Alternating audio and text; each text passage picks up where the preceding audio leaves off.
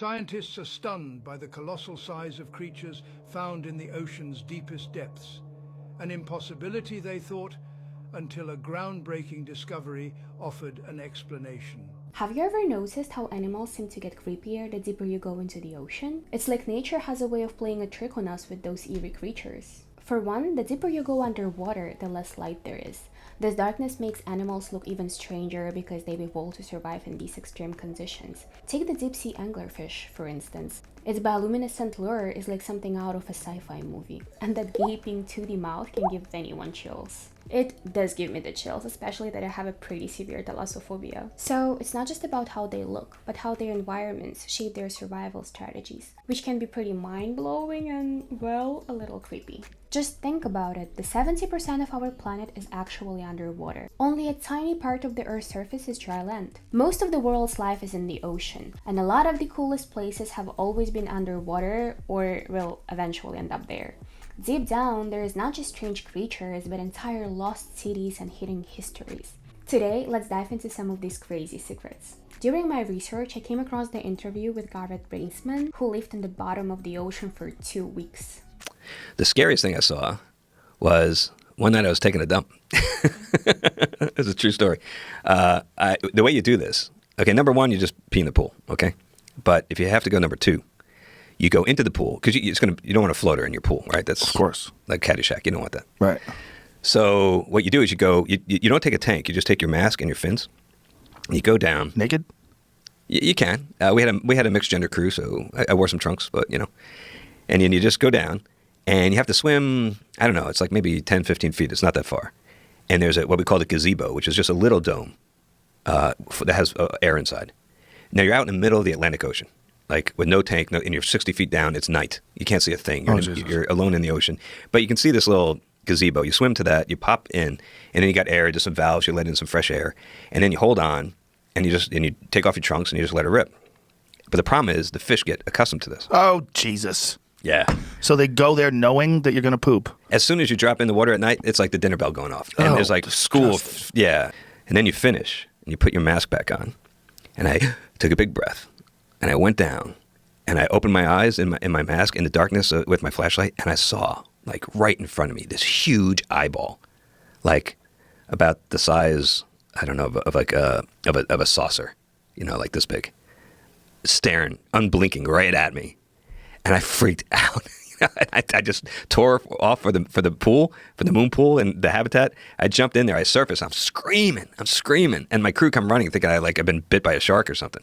That sounds crazy to me because I don't think I would even manage to stay there for 1 hour. Mariana Trench. Let's talk about Mariana Trench. It's not just the deepest part of the ocean, it's the entire world of hidden mysteries and wonders that we're just beginning to explore. Imagine we could dive down 11 kilometers under the water. That's so deep that if Mount Everest were placed under Mariana Trench, its peak would be still underwater. At those depths, it's pitch dark, and the water pressure can crush almost anything down there. In such extreme conditions, the creatures that live there are incredibly bizarre and fascinating. For example, there is the blobfish, which looks like a jelly-like blob and could easily be mistaken for a cartoon character. Atlantis. You've probably heard about Atlantis.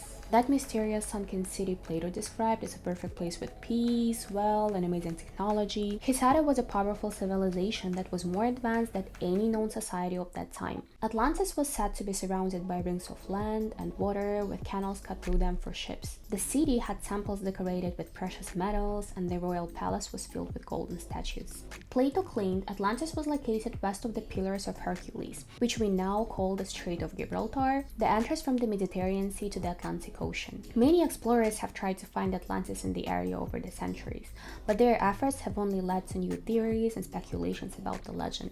But what if I told you that Atlantis might actually have been found? And it's not just another myth, but a shadow of ancient memories? Plato wrote that Atlantis sank into the sea around 9,500 years ago after a huge earthquake and flood. Most historians and the philosophers think that Atlantis was just made up by Plato, but if it was real, the main theory is that it was destroyed by a flood. There is a theory that places Atlantis on the Altiplano Plateau in South America, and this theory has some strong points. For one, the ancient descriptions match up well with modern satellite images. Although the exact size might not be right, there is a theory that Plato used a different system of measurements. Plus, there are geological formations on the plateau that could be signs of human activity.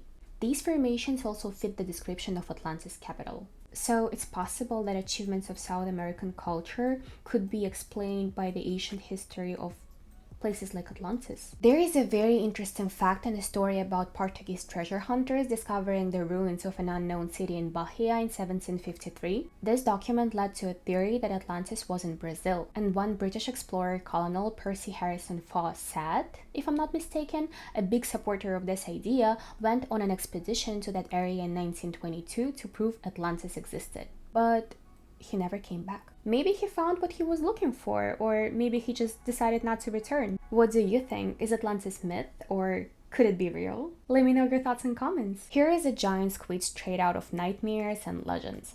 This one found near the surface of the coast of Japan, likely surfaced due to serious health issues. You can see its skin, it's usually smooth and pink, but this one is peeling off quite badly. We are probably looking at this giant at the end of its life. So next time you're gazing at the ocean surface, remember the unknown depth it hides. Killer waves. So here is one more crazy story. On December 7, 1978, the German cargo ship called München left Bremenhaven, heading to Savannah, Georgia. This was the crew's 68th Atlantic crossing, and the nearly 10,000-kilometer trip usually took around 11 days, but the ship never made it to its destination. At 3 a.m. on December 12th, the München sent out a distress signal in Morse code. The bits of the message that were received suggested they were in serious trouble. A rescue mission was launched right away, and on December 14, they found a lifeboat, but it was empty. Despite the ongoing search efforts, the ship and its crew vanished without a trace. Researchers and oceanographers were baffled and scared. They faced the possibility of giant waves, which had previously been thrown off as just a myth.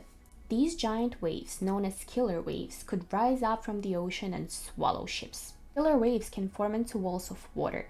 In 1991, a 6-meter-high, 45-kilometer-long wave hit Daytona Beach in Florida, causing massive damage and turning 100 cars into what looked like submariners. The researchers behind such waves remain a mystery, but they might be caused by underwater landslides or meteorite impacts. It was thought these waves appeared once in 10,000 years, but in 2001, just in 3 weeks, 10 killer waves were discovered. This theory shows that these waves are not as rare as we believed. Unlike tsunamis, which are caused by tectonic movements, killer waves appear randomly and form very quickly, sometimes in just 10-15 seconds. Okay, cool. I wasn't sure I would ever be able to bring myself on a cruise, and now my plans are definitely cancelled. Each new discovery reminds us of how much more there is to learn and explore beneath the waves. The ocean's vast depth and hidden secrets continue to inspire and captivate us with their endless possibilities. If you enjoyed this, give it a like and share the video. If you have other fascinating ocean-related tales, drop them in the comments and they might become the focus of my next video. Пока-пока!